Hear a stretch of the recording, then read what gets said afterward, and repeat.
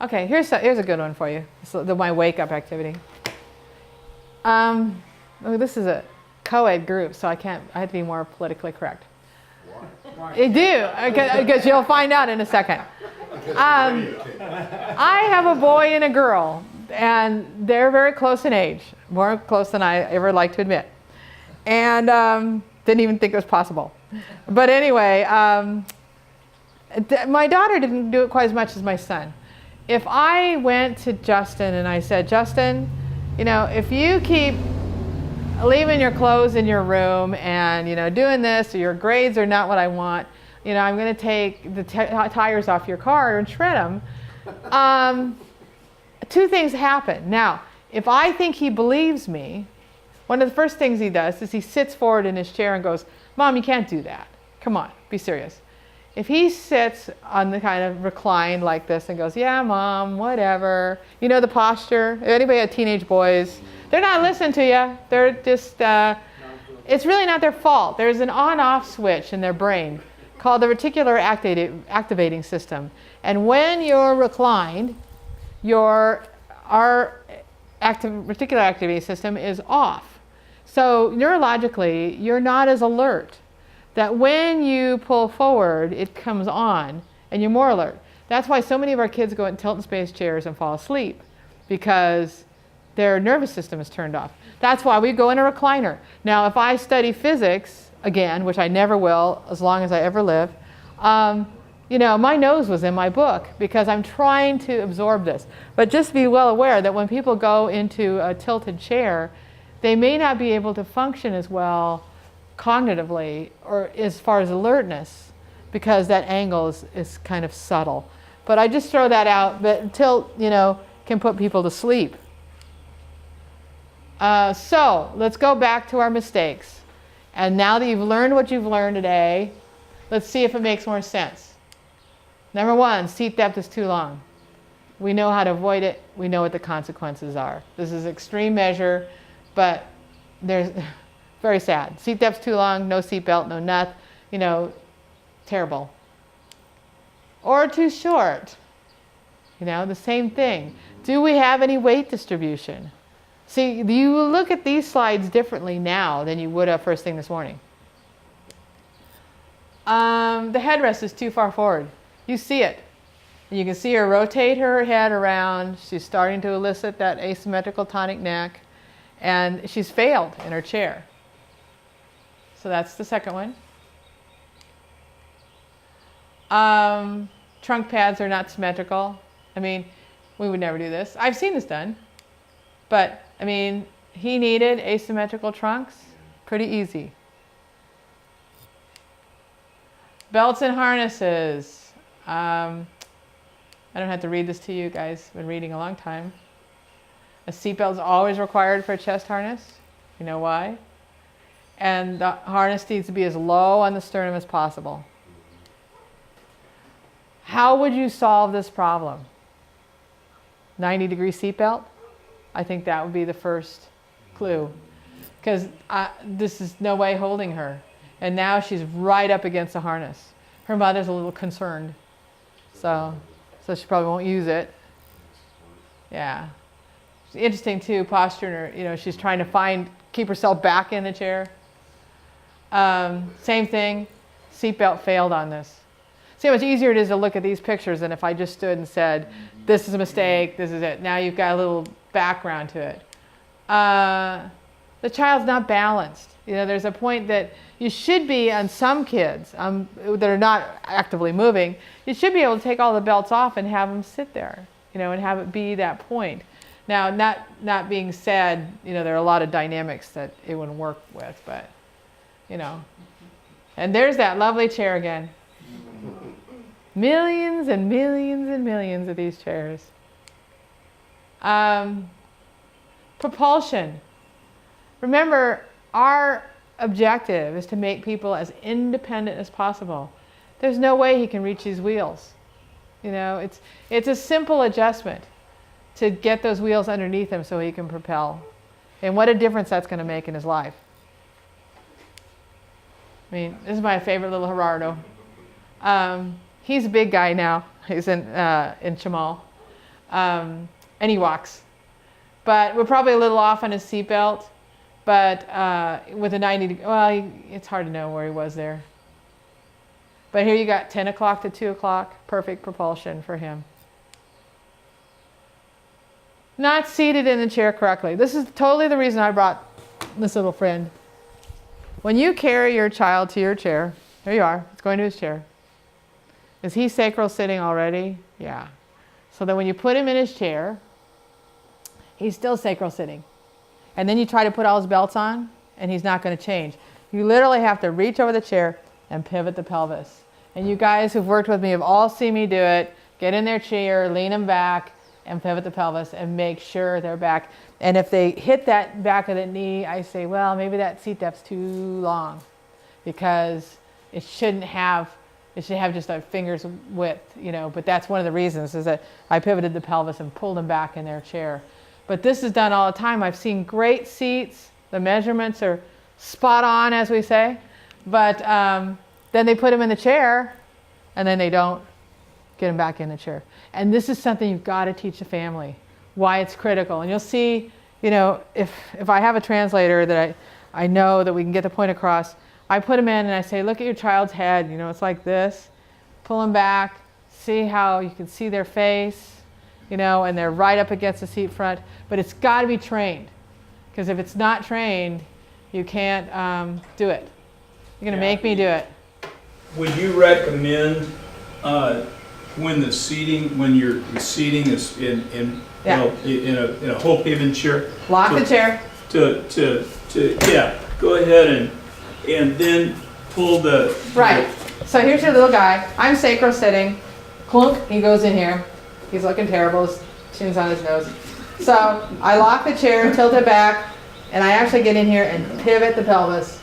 So pulling the chair back like this, like tilting. Yeah, I use gravity because I'm old. Is helpful in terms of getting that pelvis back into the chair properly. Yeah. But it's just that little snap that gets their shoulders back over. Again, right to the snowman. Is that his hand? Oh, that's weird.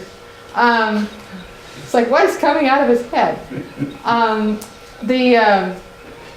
You know, you want their head up. You want that point of balance where everything is stacked. Because once they're sacral sitting, you're collapsed. And not only are you collapsed, you're really compromising their pulmonary function, because the rib cage is compressed. And in order to breathe, you want expansion of the rib cage. I mean, there's a lot of other secondary effects that are bad. But you've got to mechanically pivot the pelvis. And I see a picture like this, and I just cringe, because I know that kiddo left that Iraqi post like that. You know, a good meaning volunteers just didn't understand. And the seat that's probably right on that chair, but nobody taught him how to do it. Kathy?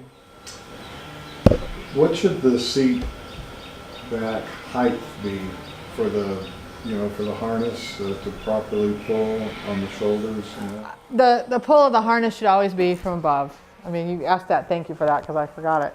But it all should be above, because if the strap comes below and you have a growing child, what you literally do is have pressure down on the shoulders. You can actually build a scoliosis, because you have a growing individual, and then you don't have elongation of the spine. So it should pull up and back. And also remember, they're going to grow. So if it's a little high, I can deal with it, you know, as long as it doesn't interfere with head rotation. But I mean, this is just wrong all the way. But yeah, the harness should be above. Yeah, maybe not quite this far above, but now this happens. Okay, at the end of the day, one more child comes in, and he's little, and we have a 16? So what they did is they filled in with blocks. I think they did an excellent job. And will he grow into this? Yeah, maybe 4 or 5 years. But it's well done. It's well done. So, you know, this happens on distributions. I'm sorry it does, but it does do. They have a nice, pretty close to a 90-degree seatbelt on him. Giant seatbelt, little tiny kiddo. But, you know, kudos to this team, because they got it. You know, and at least that harness is pulling in the right direction. Good timing, by the way. We have times where we can't do anything. All we can provide is mobility. And that's such a profound gift, too, because they're off the floor. But I think this is one of Dick Rucker's, or if it's one of your guys, put your hand up, but it looks like something Dick did.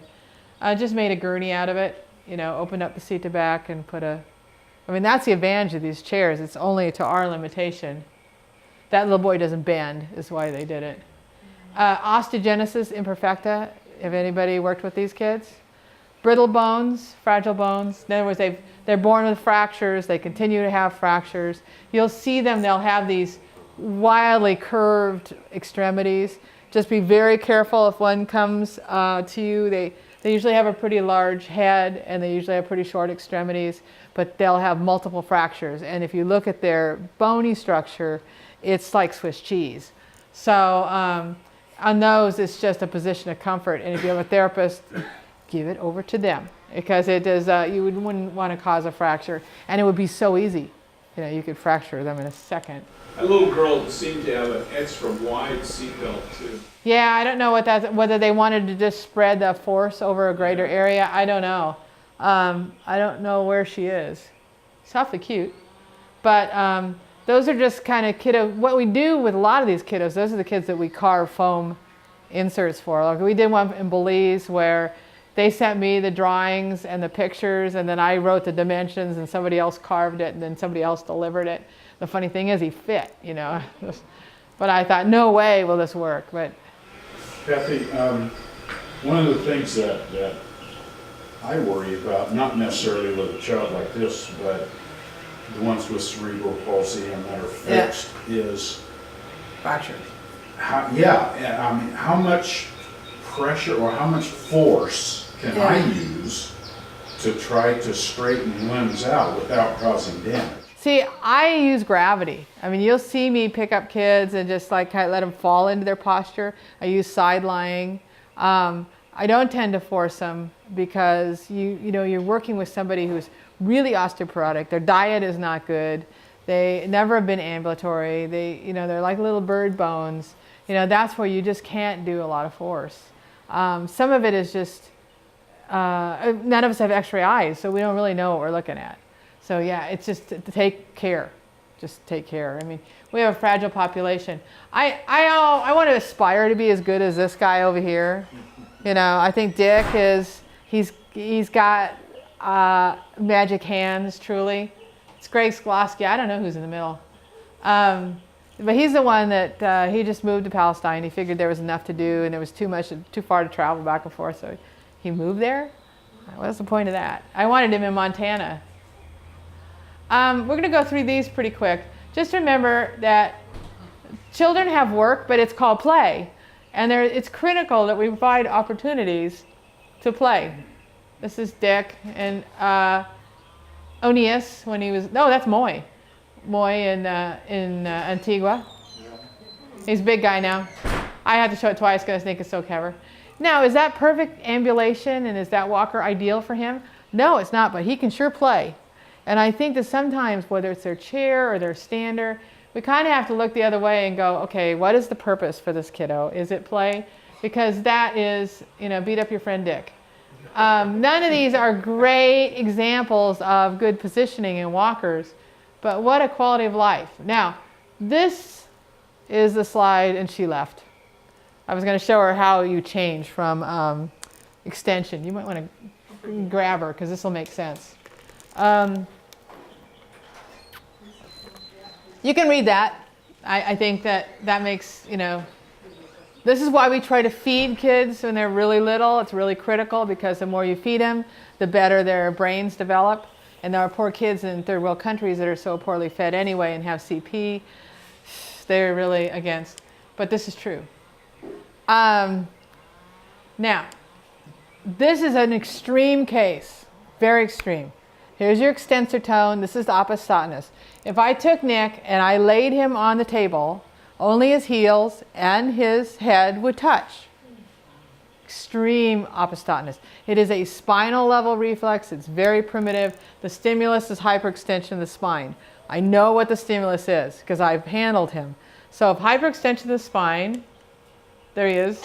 He's fixed. He's a baby, actually. He doesn't look like a baby because Nard is really little and he has no fat stores because he's burned all his calories. Here's what he looks like on the mat. There's the stimulus right here. So this is a rare case where we put the seat depth too long. You would never do this. And caused a little sacral sitting, because what I'm trying to do is round out the spine, because this is a stimulus, right? So I'm trying to round it out.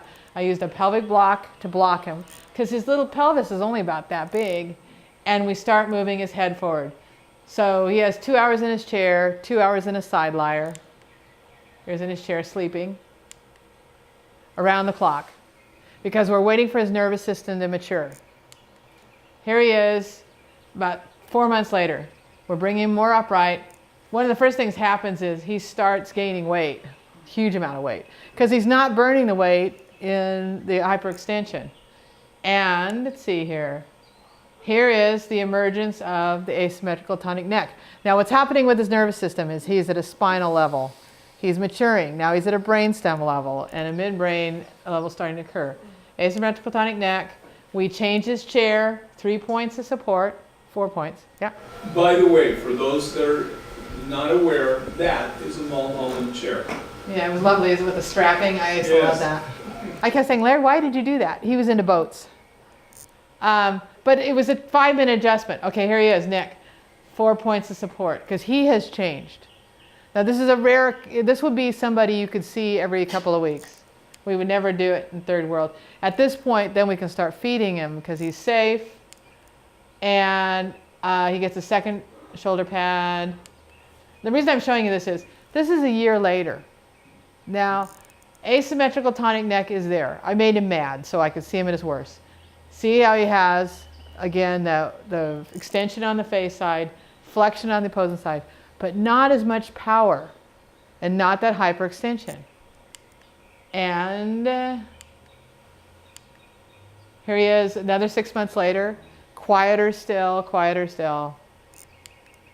And here he is about 6 years later. He has the flu. Head rotated to the side, because I want to take that picture that way. You don't have that imbalance.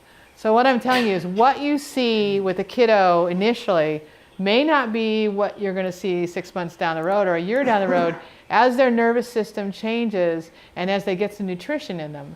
So one of the things we want to do is quiet the muscle tone so that the calories that they are taking in go to where it needs to go. This is a very extreme case. I use this as an example to one of the interesting things, yeah. Well, one of the things that stands out to me is the fact that those were extreme measures. 2 hours, Absolutely. 2 hours, 2 hours, 2 hours. The likelihood of getting that kind of cooperation or that kind of, buy-in in the third world is probably non-existent. And so in the third world, with that kind of a situation, what is the best that we can do? Anything you can do to quiet their tone. That's why I say, that's why we teach you the reflexes, and we try to talk about how the reflexes tie into the other. That's the reason we do it. But the interesting thing about this guy is he has just recently passed away. He had to be in his 20s. What he would do when he was a baby, he would hyperextend, and as he would hyperextend, his trach would fold in on itself and he would pass out. So we knew he would die.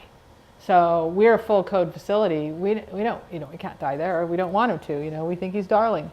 And so it was a life-saving measure.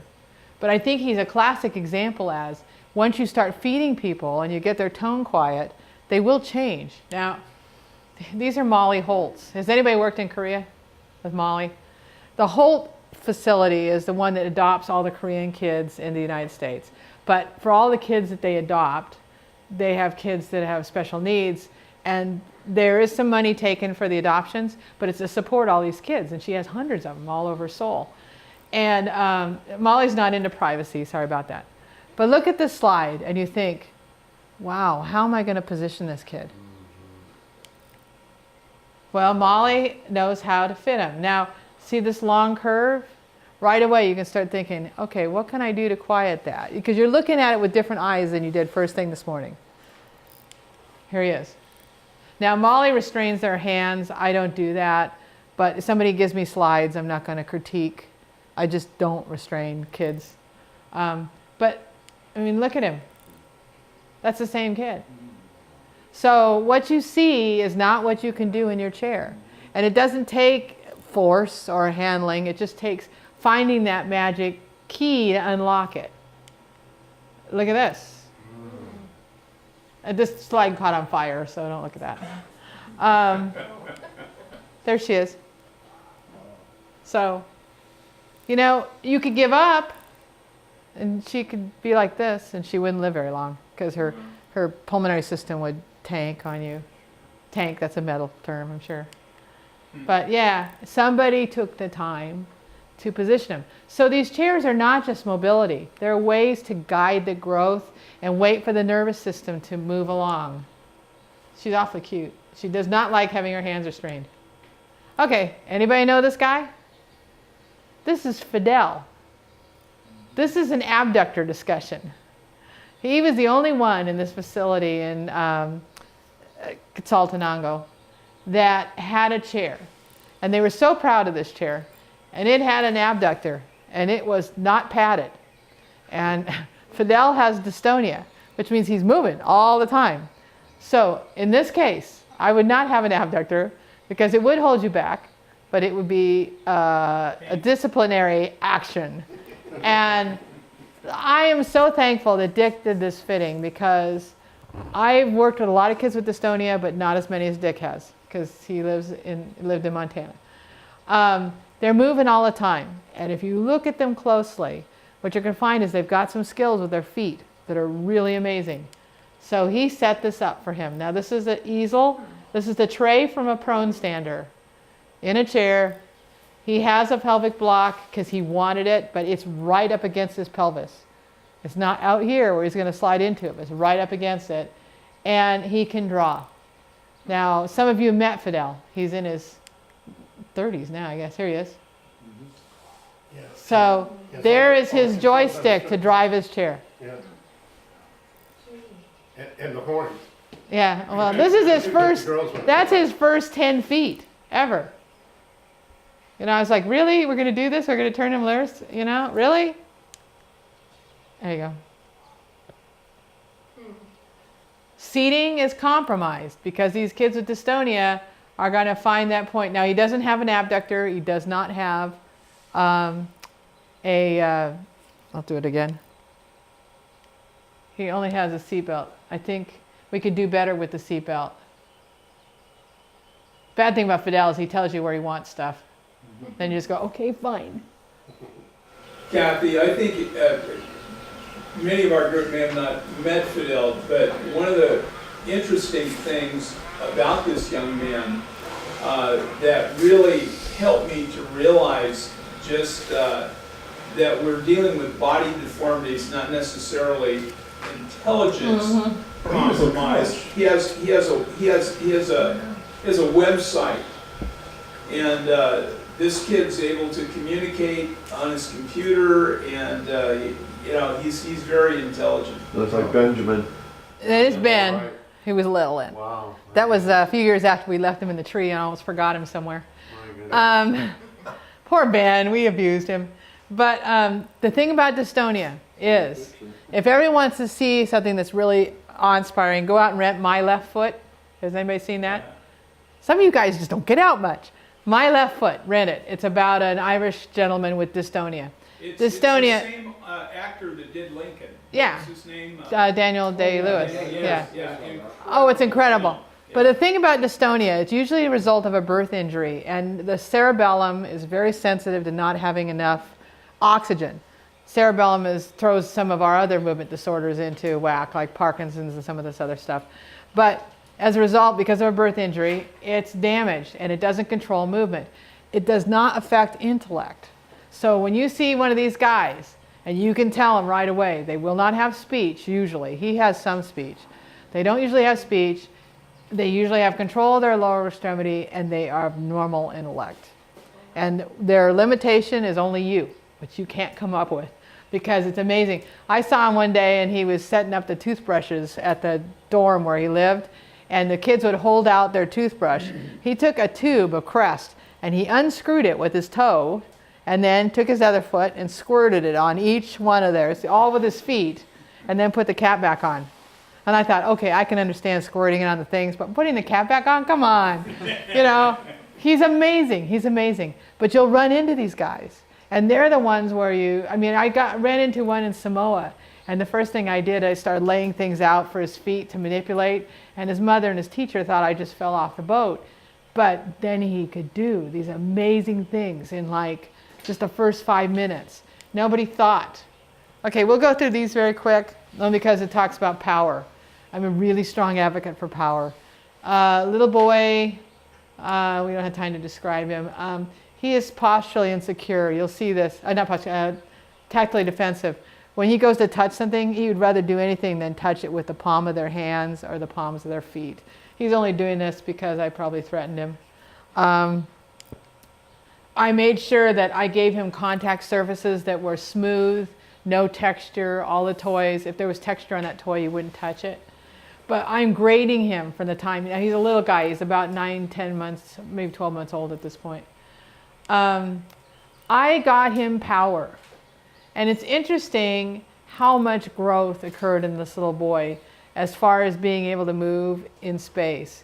You know, Dick Ruckers, bless his little head, puts a lot of folks in power. But this little boy makes choices, who he wants to hang out with, who he doesn't want to hang out with.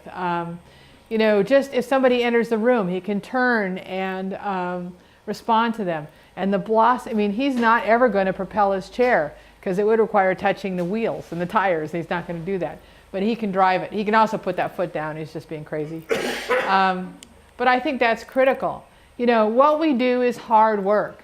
It really is. Next to last slide, you'll be relieved. This is how do they go to the beach in Guatemala. Now, they sent me this picture and I went, really? But then I think, oh, of course. You know, these are the roof from the bodega that they take off and they take with them. And then what happens, they put one down, they roll everybody forward one panel, and then they run it to the back. So what they're doing, or the other way around, they're pulling the back up. How I always ran the train. Yeah, that's it. And that's how they all go to the beach. And it is a long way to the beach from where the van is. They don't think twice about it, you know. And I think you guys have to pat yourself on the back because you don't think twice about what you do. And what we do is really hard. What we did in Oaxaca, I went home and went, I can't believe we did that many chairs that day. And those kids looked great. But yeah, that last day, Katie looked at me and went, is this fun? I went, well, no, it's not fun. It's rewarding. You know, there's a quality of life to people. And, you know, it's great if your little brother can play in the dirt, but if you can't sit up and play in the dirt, it's just not the same experience. You know, it's not the experience this guy has. What we're doing time? Where are we? We're okay, go. Okay, let me do a few more. And we want to provide opportunities to play in the dirt, but not in the dirt. These pictures are from Milan, and I think they're critical in these little girls couldn't propel a chair, but they could propel a stander because the wheels are in front of them. Some of our kiddos don't have what we call object permanence. In other words, if I put this down in front of them and I don't want them to touch it, I put a cloth over the top. They don't remember that it's there. If they don't see it, it's not there. Normal babies do that too. You know, you don't want them to touch the bottle, so you put a cloth over and it's gone. But these guys can propel because the wheel's in front of them. They see it. And the same thing goes for, I just put this in because I think Jack's cute. This is athetosis, like dystonia, more control, their uppers or lowers depending on how she's positioned, and she can ambulate. When she's in her chair, she's all over. So, you know, if you get walkers in your system, start matching it to the kind of kiddo and what experience they would have. And I'll give you this as an example.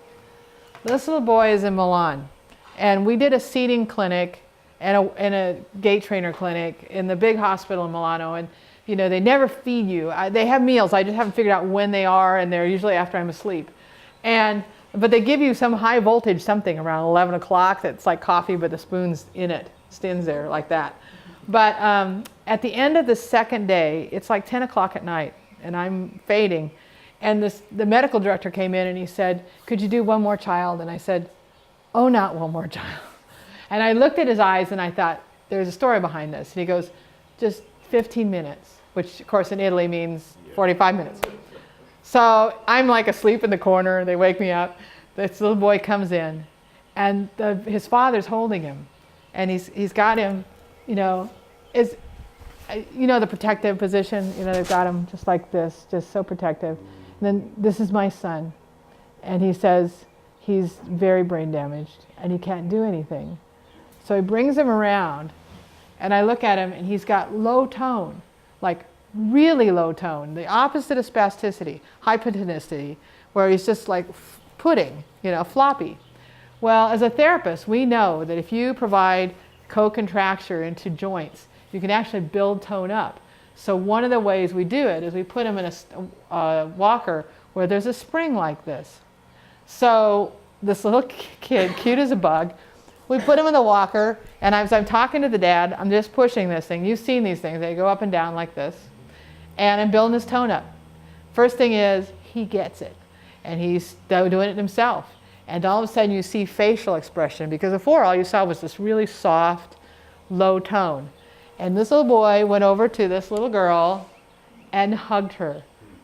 There was not a dry eye in the hospital. The dad lost it. The kid is like, what? He was in there all along. You forget that what you see on the outside is not what's in the inside. And these low-tone kids have no facial expressions. They're usually very difficult to feed. They, you know, for them to smile, they really have to smile.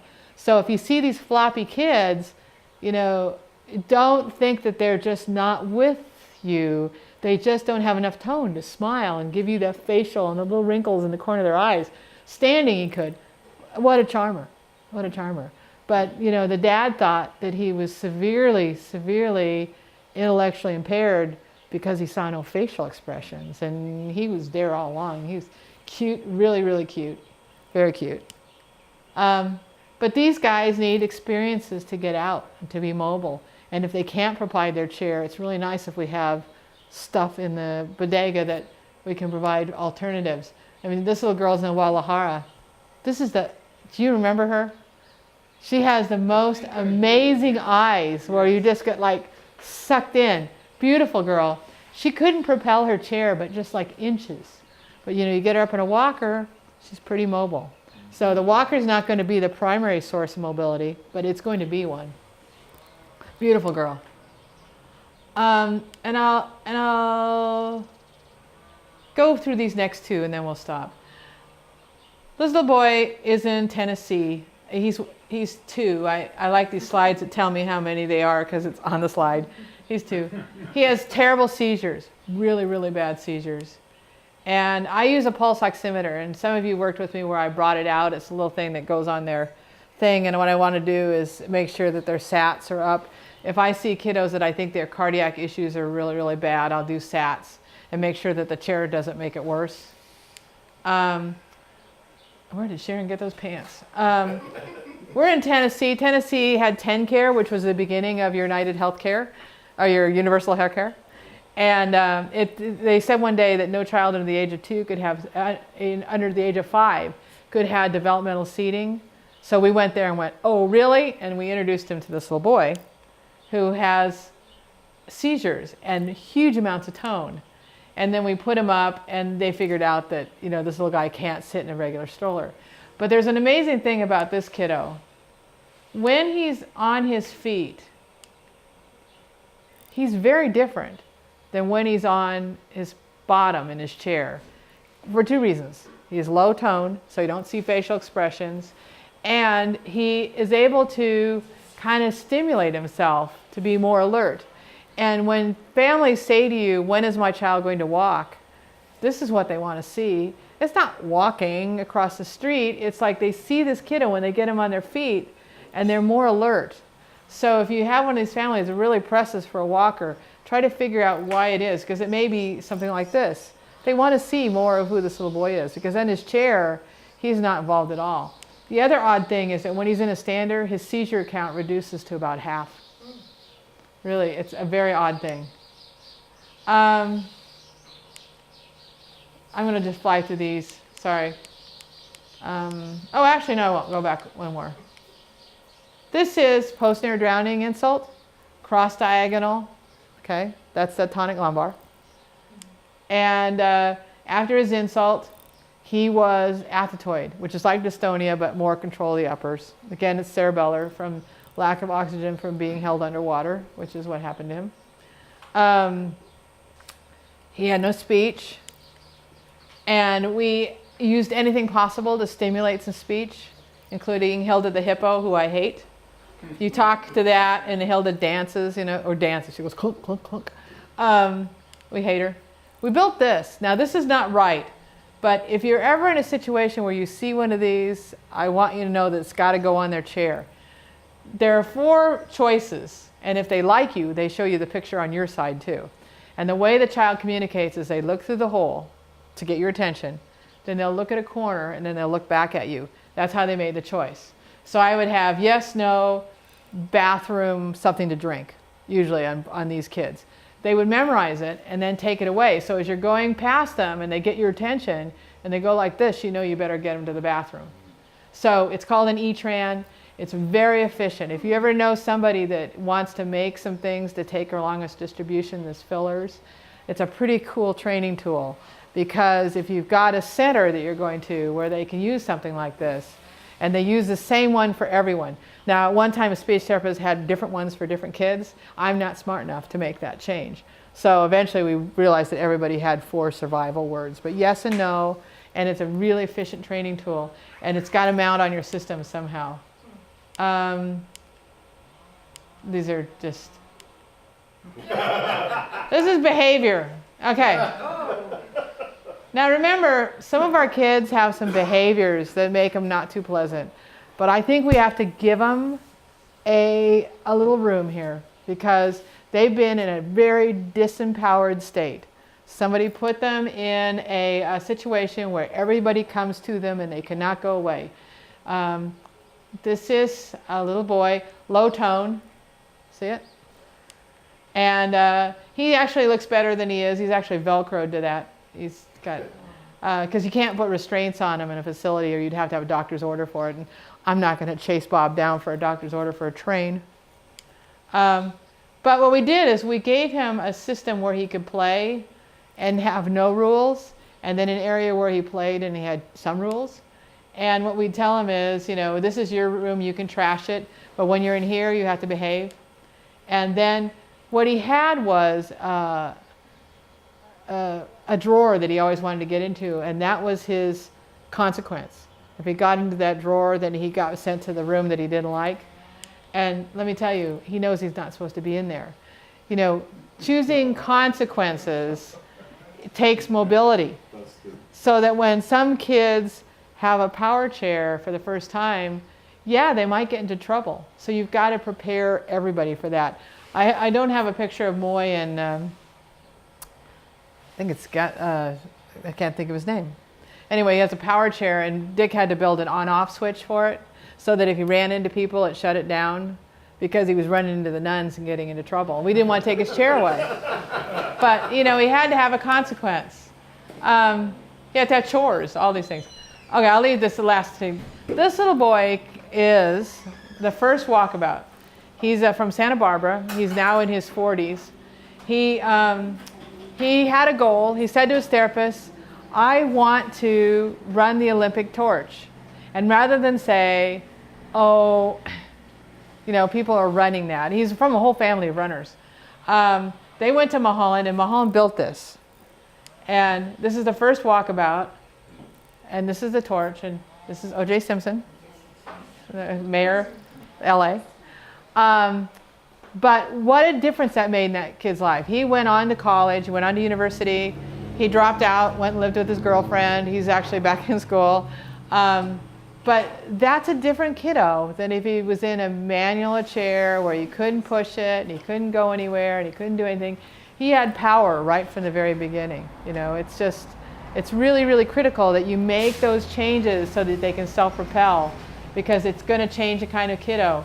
I mean, you're going to turn into hockey players, also from Santa Barbara, all those things. You're going to give them an opportunity to run away from home. That's my little friend that ran away from home. He lives in Wyoming, obviously. Mother sent me to this. He goes, oh, he ran away from home. I went, is that a good thing or a bad thing? She goes, oh, it's very good, very good. Because he was a very passive, very spastic little guy. He's asleep here in his chair. He's asleep. So So here we are. We're the lemmings. You sat here all day. But I'm hoping that all this will make a little sense to you now. I mean, if I had given you the list, the 6 things or 7 things, I've even forgotten now, that are wrong in seating, I don't think it would have made the same amount of sense as if you went through these variables and then plunked them back in. Because these teams are really good. I mean, you guys all have natural instincts. I mean, that was the thing that when we walked away, you know, Katie said to me, well, why do you need therapists? I said, well, you don't with this team. But you remember that was their other team that we went to that one time. And she goes, oh, yeah, I remember them. So it just takes, you know, good handling techniques. You guys are not afraid to handle the kids. You know, unfortunately, we all have to be cognizant about being too familiar with their pelvis. But, you know, that's why we have guys and girls. And, you know, I don't even think about it as a therapist, but I probably should think about it more. But as far as taking shirts off and stuff, sometimes it's hard to get away with that, but as you can. Let's give this lady a hand. And I did it before lunch.